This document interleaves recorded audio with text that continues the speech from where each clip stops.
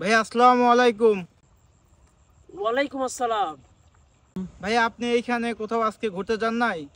হ্যাঁ ভাইয়া, আমি তো ওই যে বাগানে আসছি, একটু বাগান পরিচর্যা করতেছি। কেন?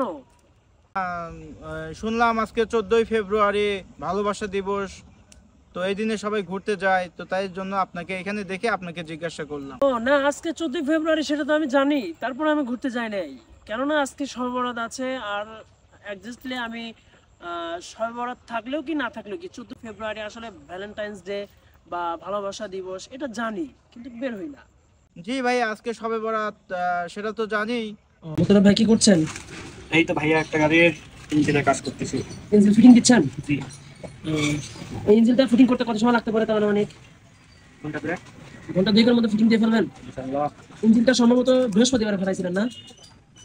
বিয়ারিং ভেঙে গেছিল তার জন্য। দেখেন গাইস, একটা শুধুমাত্র বিয়ারিং ভাঙছিল। বিয়ারিংটা কোথাকার বিয়ারিংটা ভাঙছিল ভাইয়া? গিয়ার শিফটের অরিজিনাল তো একটা বিয়ারিং ভেঙে গেছে। গ্যাস শিফটের বিয়ারিংটা ভেঙে গিয়েছিল, একটা বিয়ারিং যেটা আপনাকে এই যে বিয়ারিংটা ভেঙে গিয়েছিল, মোতালেব ভাই আমাকে দেখালো আর কি। এই একটা বিয়ারিং, এই ছোট্ট একটা বিয়ারিং ভেঙে যাওয়ার কারণে এই পুরো একটা গাড়ির ইঞ্জিনটা খোলা পড়ছে গাইস। তো গাড়ি চালাইলে হবে না, গাড়ি একটা যত্নশীল ভাবে চালাতে হবে। যত্নশীল বলতে ধুয়ে মুছে ঘরে তুলে রাখলেই হবে না, সুন্দর করে দেখে শুনে টানতে হবে, গিয়ার ফেলাতে হবে, পিকাম ধরতে হবে, ক্লাস ছাড়তে হবে, এরকম ভাবে ভালো করে মেনটেন করে চালাতে হবে। নইলে এরকম অল্প একটা ছোট্ট গুণের কারণে, ছোট্ট একটু ক্ষতির কারণে পুরো একটা ইঞ্জিন ফাটানো লাগছে, দেখছেন গাইস।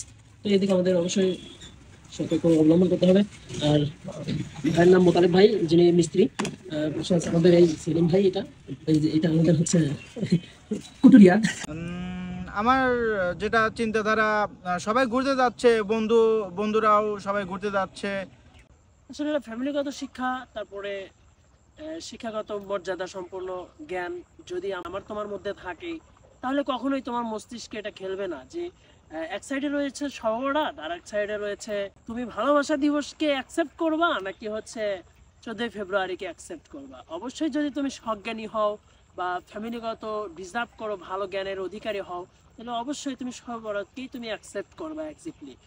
তো তোমার জ্ঞানটা যেমন, তুমি বুঝতেছো তেমন, বা তুমি চলতেছো তেমন। তো আল্লাহ তাআলা আমাদের সবাইকে সঠিক বুঝ দান করুক।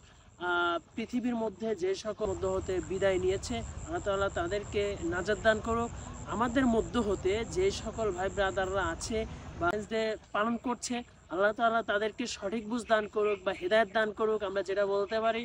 বা আমাদেরকেও আল্লাহ তাআলা সহি বুঝটা দান করুক।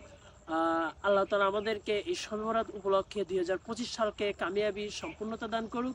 এমনকি এই শবে বরাতটা যেন আমরা ভালোভাবে ইবাদত বন্দেগীতে আল্লাহ তাআলার নিয়ামতগুলোকে শুকর গুজারের মাধ্যমে নিজের জীবনে আঁকড়ে ধরতে পারি।